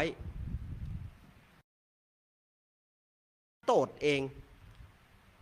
ขอให้ผมได้ตอบปัญหาเหียก่อนโอ้ไอ้น้อยนี่มึงเป็นไผเหรอผมเป็นไผบ่สำคัญผมขอลุงจะไปเงี้ยให้คนเฒ่าหมู่นี้จะไปเงี้ยให้พ่อแม่ละอ่อนหมู่นี้แก้มาเถียแล้วผมจะตอบปัญหาให้ถ้าผมตอบบ่ได้ผมจะฮับโตดแทนพ่อแม่ของละอ่อนหมู่นี้หมดแต่ถ้าผมตอบได้ลุงจะให้รางวัลอย่างจะให้รางวัลอย่างงามจะเอาอย่างจะเอาให้หมดได้ขอให้เฮาซื่อสัตย์ต่อกันลุงตอบปัญหาลุงถามปัญหามาผมจะตอบเพื่ออามาตย์มุนักก็ถามปัญหาแต่ละข้อ12ข้อถามปัญหาเจ้าโปราตอบได้หมดหมู่ละอ่อนมุนันเฮกับอุ้มเจ้าโปรากันหมู่อามาตย์มุนักก็เข้าอุ้มเข้าหอบเจ้าโปราโอ้ปัญญาดีแต่เอาจ้างม้างัวควายฮื้อเจ้าโปราแถมสดาญาติโยมเอาจ้างม้างัวควายฮื้อเจ้าโปราแถมหมู่ละอ่อนหมู่นักก็ดีใจเฮ้เจ้าพญาเฮาชนะแล้วเจ้าพญาเฮาชนะแล้วเรียบร้อยแล้วเขาก็เลยลากันไปลากันไปที่เมืองของเขาหมู่อามาตย์หมู่นั้นก็เข้าเมืองพาราณสีหมู่ละอ่อนหมู่นั้นก็เข้าไปเมืองปัทะสถาญาติโยมเนี่ยละอ่อนหัวมันจะดีนะหัวมันจะดีมันก็ย่อมที่จะมีเนื่องจ่วยแล้วก็ตั้งนันทเสนนี่เป็นอามาตย์เพราะนันทเสนนี่เก่งกู้อย่างมีคาถามีอาคมต่างๆนันทเสนนี่สามารถจะใช้อย่างใดก็ได้นันทเสนนี่มีโอ้โหถือว่าเป็นคนที่มี คาถาอาคมเต็มเนื้อเต็มตัวเนอะนันทเสนที่เขาตั้งเป็นอามาตย์มาถึงต้นนี้ศรัทธาญาติโยมทำมันมาจบสื่อนี่พอดี เอาไว้คืนวันอังคารอาตมาก็จะมาเล่าต่อแถมคืนวันอังคารอาตมาจะมาเล่าต่อผูกซีเนี่ยนะวันนี้มันโจรด้วยเวลาเนาะอาตมาก็ขอย้างไว้แต่อีกก่อนเนอะผูกที่3ผูกที่4แล้วนะก็คงเหลือแถม2ผูกกันเนาะคงเหลือแถม2ผูก2ผูกจะจบละและจะเอาทำเรื่องอย่างแถมท่านอาจารย์ก็ยังมีอยู่บัดบ่หูเตื้อเดี๋ยวจะไปโค้นก่อน เดี๋ยวจะไปโค้นก่อนเนาะเอาละศรัทธาญาติโยมวันนี้อาตมาขออนุโมทนาสมณศรัทธาและมูลศรัทธาหลวงพ่อมานิถาวโรแล้วก็ลูกศิษย์ลูกโยมเปิ้นเนาะแล้วก็แม่เพนเนอร์แม่เพนแล้วก็หลายๆท่านที่เป็นเจ้าภาพการเทศน์วันนี้นะขอให้ท่านทั้งหลายอยู่ดีมีสุขพ้นจากอุปัฏฐวกังวลอันตรายเนออยู่ดีมีสุขหายหนีดีมาเหมือนกันจุผู้จุคนเนอเตสานาปริโยสาเนก็มีโดยประการดังกล่าวมานี้แลนานิติตังขีญาสังวันนาห้องเหตุธรรมโปราบ่าวน้อยผูกที่4ก็บังกรมสมเรศเดสาตุสาธุสาธุและนอศรัทธาญาติโยมอาตมาก็ได้เทศน้ำเทศธรรมเล่าธรรมเพื่อศรัทธาญาติโยมฟังแล้วต่อไปฮับปอนเนอร์ยะถาวารีวาหาปุราปาริปุเรนติสาคารังเอวะเมวะอิโตทินังเปตานังอุปคปติอิชิตังปฏิตังตุมหังคิปะเมวะสมิสตุสัพเปปุเรนตุสังกปาจันโทปนารสโสยถามณีโชติรโสยถาภวสัพปิติโยมีว่าฉันตุสัพพะโรโกวินาสตุมาเตภวัตวันตารายโยสุขีติกายุโกภวะพิวาดานสีสนิจังวุธาปจายโนจัตตารโรธรรมาวัฏันติอายุวโนสุขังปะลังสาธุเอาละศรัทธาญาติโยมศรัทธาสาธุชนทุกท่านเอาทำก็เล่าละนิทานก็เล่าละ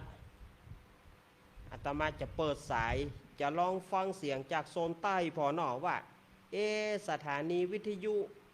ห้วยตองซักมันเป็นจะได้นะผ่านที่ฟังจากห้วยตองซักลองโทรมาก่อนเนอะเดี๋ยวอาตมาขอกำเดียวแจ้งมาแม่เพนลองแจ้งมาหำกำเนอะแม่เพนเนอะแม่เพนก็ได้อุ้ยอวนก็ได้เดี๋ยวขอใส่โซนใต้ก่อนเนาะก็เดี๋ยวเขาก็เพื่อสายโซนอื่นๆเนาะขอสายโซนใต้ก่อน089 214 0135 089 214 0135ลองโทรกับเข้ามาเนอะจะเริญปอนนมัสการค่ะจากตั้งได้ฮะจำได้ตัวเนี้ยจากตั้งได้นี่ผายยายพรกะที่ไหนนี่ตั้งได้นี่ยายพรยายพรร้องงัวแดงสันกำแพงเชียงใหม่ยายพรฮับได้ชัดเจนก่ออันสถานีไปจะหาไปทำนะให้ดีเพราะว่าแพทย์เหมือนกันนะอันน่ะเดี๋ยวนี้ดีละดีแล้วอย่ายายพรยายพรว่าจะได้เจ้านี่ก็เอาที่ลุงน้องนะแต่เจ้านะเจ้าดีแล้ว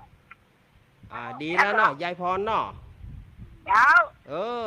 ยายพรเมื่อแรงนี่แกงหยัง นั่นแหละจะแจงงานห้องจ้างว่าเด้อ มาจ้างว่าเตื้ออ่า แล้วนี่ก็เล่านิทานนะ เออ ยายได้ยินสามเตือละ ได้ยิน3 เตื้อแล้วเนาะ ไงแล้ว อากา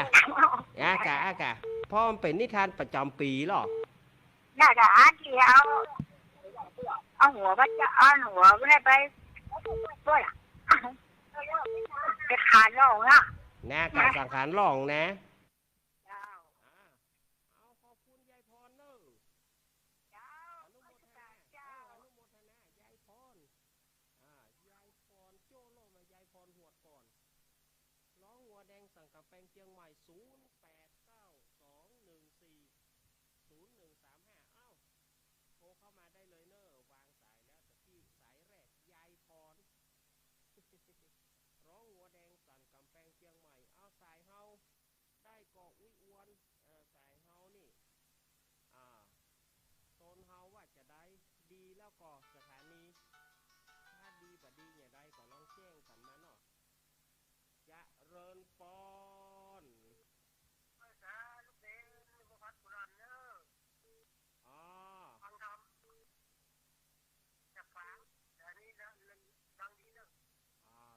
จากฝางเนาะ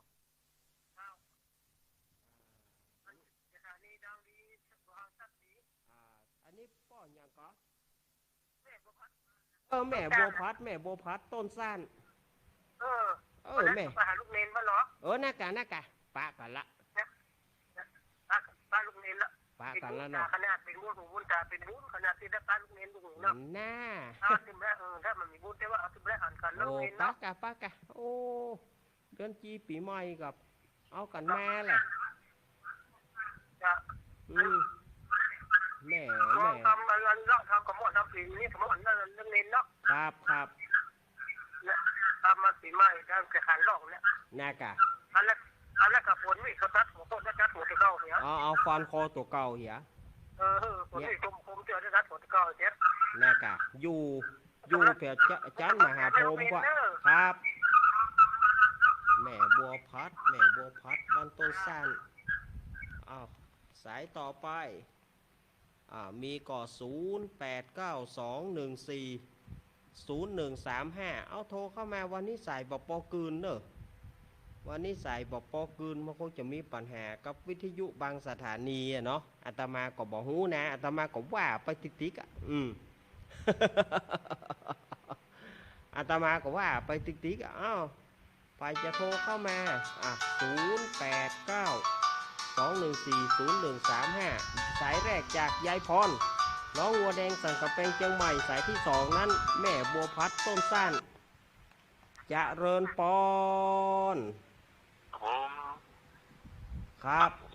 พี่อันจะขันน้องเป็นวันนั้นจดบัตรตันนะกี้ครับ จดบัตรตันนะ จดบัตรตานเนาะ ครับผม จากทางใดป่อ จังเมืองฝังนะครับ เมืองฝางเนาะ ครับผม ป่อจะเอาอย่างป่อจะจดที่ว่าวันมีข้อนั่นน่ะก็เดี๋ยวจะบอกคือตอนท้ายเนาะป่อเนาะ ครับผม ครับป่อยังรายงานตัวหน่อย น้อยครับ น้อยเทพครับน้อยเทพเนาะ ครับผม ครับ วันแล้วครับ ขอบคุณเนอะป่อน้อยเทพขอบคุณเนอ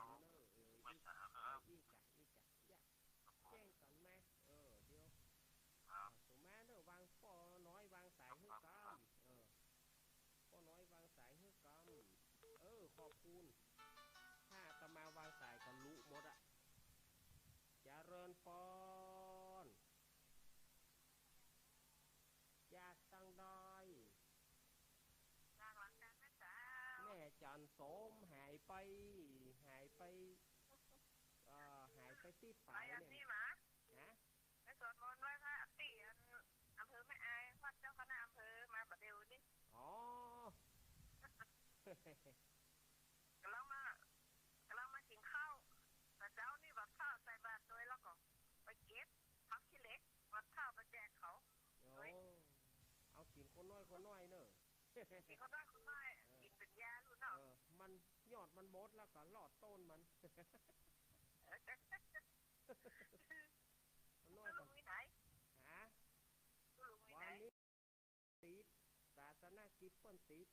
งานวัดวังดินอำเภอจอมทองเจ้าวันนั้นได้ยินนั้นค่ะอันข้าวสักกำ มันได้ยินสักกำเนาะทำอ่ะได้กันได้ยินสักกำของมาเดี๋ยวคืนเนี่ยคืนวันอังคารเนาะเมื่อคืนมันจังโทมตานเปิดบัตานบาเป็นยังบัตานก็คันนี้ว่าเขาได้ฟังกันแล้วกันเจ้าฟังแกฟังตลอดอันนากาโทรบัตานจ้างมันมามีปัญหาเจ้าเมื่อคืนมีโทรเนี่ยเคยเหมือนเมื่อวันเนาะเจ้าไม่ตั้งใจนะเจ้าครับมาสกัดเจ้าแม่จันโสมแม่อายวิทยุดูดับดูเดี๋ยวเนี่ยจะได้ยินวิทยุอ่ะหน้าหน้ากาหน้าสายมันบักให้คืนแน่วันนี้นะมันมีปัญหาที่วิทยุแน่เนาะได้ยินดิยันโทรศัพท์นี่จ้ะขอบคุณแม่ดับไปละฮะผ่านบอกแวบไปนะเจ้านมัสการเจ้าหัวฝนก็มีปัญหาเหมือนกันอีกอะมันเป็นตาลมฟ้าอากาศกะเป็นตาหยองกะอาตมาก็ไม่รู้เนอะเจริญพรไหว้ศาลเจ้าลูกเนนแม่สีทอนเจ้าแม่สีทอนฟังจากเจ้าแล้วเน่ฟังจากเจ้าแล้วเนาะเจ้าตั้งแต่ตำนานสักขันหลองแน่เจ้าจะตัดความโคเปิดตัดหัวเปิดจุกเก่าได้ตัดหัวจุกเก่าเห็นเนาะหน้ากะเนี่ยการพนันน่ะโหล่ะ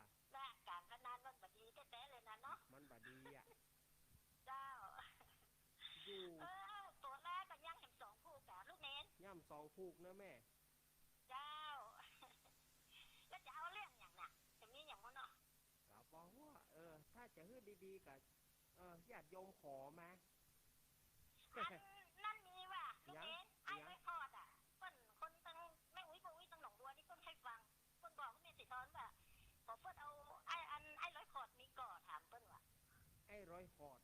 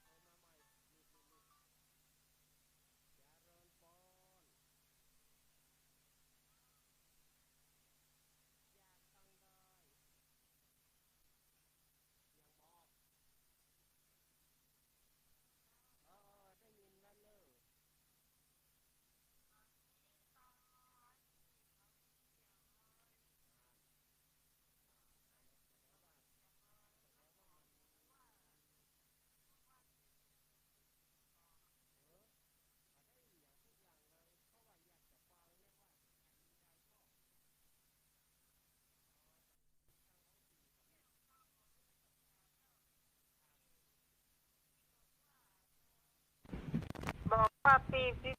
จอกับ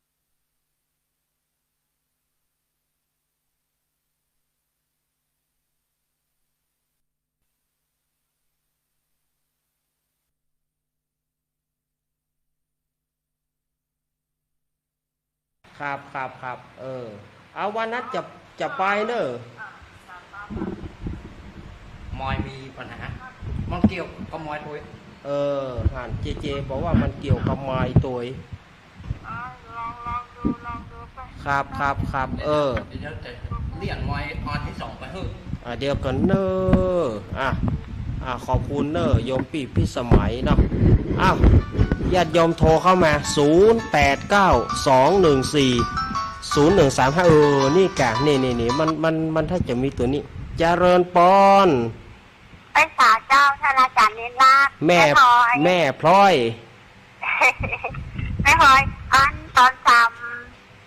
ตอน4:32 องนี่ก็สถานีต่างๆก็อันมีน้อยๆจับไปน้อยเดียวเดียวแล้วก็ดังขึ้นมาที่เตาตลอดเวลาต่อเมื่อ3 โมงก็ฟังเสียงดัง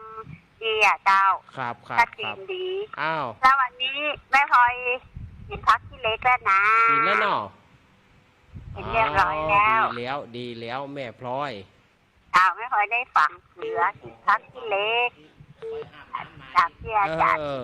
บอกไว้เรียบร้อยหมดแล้วค่ะครับขอบคุณแม่พลอยเนอะฝากความคิดเห็นหาน้องเจเลยนะเจ้าขอบคุณเนอะเจ้าขอบคุณแม่พลอยไว้สาเจ้าท่านอาจารย์เนล่าเจขอโทษตัวเจเมาไปแอบน้ำแล้วเฮาก็อู้ติ๊กอ่ะเฮาก็บอกว่าอันใดมีปัญหาชัดเจนดีเจ้าชัดเจนดีเจ้าเฮาก็อู้ติ๊กอ่ะสถาญาติโยมขอบคุณเนอะขอบคุณแม่พลอยเนอะขอบคุณเนอะเนี่ยการช่างเทคนิคบ่อยู่เหี่ยคนแล้วเฮามันก็บ่จ้างอันหยังถ้าอาจารย์เช็คก็เหมือนเฮาบ่จ้างเช็คอันหยังมันต้องอิดนะแกนะเจริญปอนน้องเบลเนอะน้องเบลเนาะเสียงตอนนี้ชัดเจนแล้วเนาะถ้าอยู่ใกล้ๆนี่ผมจะไปแปลงให้ได้อยู่น่าโอ้โหสุดเสียงมาก่อนสุดยอดเนาะผมเก่งอยู่หรอนี่ก่อนผมอยู่โรงเรียนนี่ผมเป็นฝ่ายกิจกรรมเนี่ยช่วยครูบาอาจารย์ต่อเครื่องเสียงไปแปลงอันขยับแก้คือเพราะว่าผมรู้สาเหตุเลยเพราะว่ามันดังทางในเพราะว่าแจ็คมันไอตัวไม้นะมันพอดีโก้นไม้อันที่3มันหลวมเจ๊ว่าไงก็ก้นไม้มันหลวมว่ะก้นไม้อันที่3มันหลวมครับซื้อไม้นะมันไม่ใช่ไม้ของเฮาครับมันเป็นของวัดขอพระครูพระครูซื้อไม้พระครูก้นมันหลวมได้กะเจ๊ขอพระครูพระครูซื้อไม้พระครูรับเป็นก้นเป็นยังครับเดี๋ยวถ้าเอาไปดอยนางแก้วเนี่ยให้เดี๋ยวทำบุญให้อีกอะเนาะไม่สักตัวอีกอะเอาดีๆหน่อยอีกอะทำบุญหน่อยอีกอะแล้วจ่ายได้น้องเบี้ยวมาแต่ละกรรมนี่นะน้องเบี้ยวเนาะแตกอะผมจะรู้ใหญ่แล้วจ่ายได้จับเบอร์ทุกปีได้ก็เลยโทรแล้วจ่ายแต่ยศใส่อักษรเบลไว้หันยศใส่อักษรเบลไว้แล้วก็อ่านนี่ผมมีกระดานที่2อยู่เนาะทั้งพี่มีเนาะมีค่ะแล้วก็ยศใส่อักษรเบลไว้เปิ่นถ้าคนเฮาถ้าได้เฮียนน่ะมันแบบเนี้ยอย่างเงี้ยเอาเฮียนได้อ่ะโจทย์ยากทั้งพี่ครับเอาเฮียนได้นะเอามืองมอย่าตาพ่อทำใจตาพ่อดอกมืองมเอาหน้าบอลสุกไปขอหน้ากะขอมันเล่าเป็นซ้ำดึงครับจะได้กำลังใจทั้ง2ท่านเลยเจ๊ครับอันพี่ในรักเนอร์ครับขอบคุณน้องเบี้ยวเนอร์ไว้สาครับคุณอีกแกมาอย่างนี้เลยนะน้องเบี้ยวนี่นะอีกแกเดี๋ยวกันเนอร์เจริญพรกลับมาช้าลูกเมนเจ้าอันแม่พรป่าเสามาแล้วยายพรมาแล้วมาสายแหลกเนาะมาสายแหลกอะยายพรน่ะไม่ใช่การเจ้าทำมากุมารนี่นะไข่ฟูภาษาซาดอย่างธรรมบาลนะเนาะถ้าหูแล้วเธอจะยุ่งนะแกเนาะลูกเน้นเนาะน่ากะยังก็หูมดอ่ะตัดจะได้อุ่นก็หูมดแล้วนะน่ากะไปจูนแต้มไอ้นี่ไปจูนแต้มเต่ามหาพรหมอ่ะก็มีนกอินทรีจุยก็ถ้าจะโดนฟันคอเนาะเกือบไปแล้วจ้ะเกือบไปแล้ว เจ้าแล้วก็โบราณนี่ก็ล้างมนต์นะชวนให้ติดตามตอนต่อไปแต่เลยนะเจ้าบ่มีของเฮาบ่มาสักสายจ้ะขอบคุณเด้อกำลังใจลูกเนนเด้อขอบคุณเด้อแม่พรสวัสดีเจเจเด้อจ้ากลับมาสาเจ้าแม่พรยายพรมาแล้วแม่พรมาแล้วภายแถมเซ็กตังเฟซบุ๊กวันได้เซ็กตังฟังหน้าเว็บของได้น้อยเสียงมันก็ดีแล้วครับ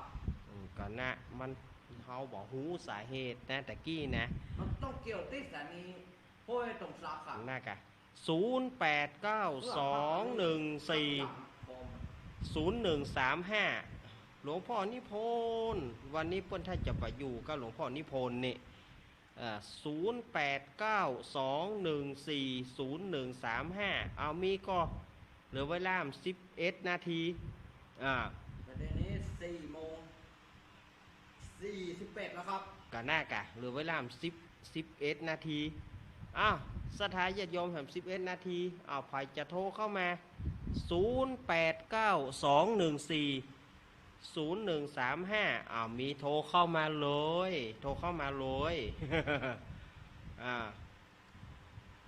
ในช่วงรอสายนี่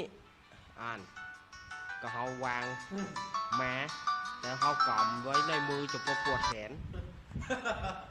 เจริญปอนพี่อูใกล้ๆไม้หน่อยนะครับไกลไปกะครับอูใกล้ๆไม้หน่อยนะครับขอบคุณน้องเบี้ยวเนอร์ครับไว้สาครับอีกะน้องเบี้ยวนักข่าวรายงานข่าวอีกะเนาะขอบคุณเดี๋ยวกันเนอะเจริญปอนไว้สาครับทุกปีครับจากตั้งได้ไว้สาครับจากตั้งได้จากไม่อายไหมครับไม่อายเนาะสุมาต้องขอปิดวิทยุกันเดียวเนอะยมปิดวิทยุก่อนเนอะถ้ายมแบบปิดมันว่าเวลเต้าเตียวว่าจะได้ผมฟังอยู่ครับฟังอยู่เนาะชื่อหยังรายงานพี่สนใจดีครับรายงานตัวหน่อยชื่อหยังชื่อพ่อปฐมไซครับนามสกุลอินตะวิลาครับอีกะครับผมฟังทุกวันนะครับมันมีโอกาสได้โทรครับเวลาปิดกันบ่มีโอกาสได้โทรปิดกันสายซ้อนนะครับขอบคุณเนอะครับผมครับขอบคุณไม่สาครับทุกปีครับขอบคุณเนอะอีกะครับผมเลี้ยวอกเลี้ยวใจขอแฮมสายหนึ่งก็ได้จะตอบโยมเปิ้นแฮมสายเดียวเนอะจะเริญปอนเจ้านมัสการเจ้าไม่ลงย่องเนอะไม่ลงย่องเนาะเจ้าโอ้ยวิริทานกับโมนเพลงเจ๊ก่อนใหญ่กับฝ่าหน่อยกว่าฟ้าห้องเนาะแน่กะใหญ่กับฝ่าล่ำเหลือไปนี่แต่เปิดบ่อยๆนะเจ๊เนอะต้องเปิดเจ๊ถ่ายรายการเจ๊เข้าเจ๊ต่อเปิดเนาะเจ้าครับขอบคุณลูกเนเนอร์ครับฟังอยู่เจ้าฟังอยู่เนาะฟังตึงว่านะเจ้าฟังตึงตุลุงยองตึงหม้อฟังกุกุกุดีแล้วเจ้าขอบคุณเนอแม่ลงประการเนอขอบคุณแม่ลงเนออาตมาจะว่าขอปิดก่อนเพราะว่าสายสุดท้ายแต่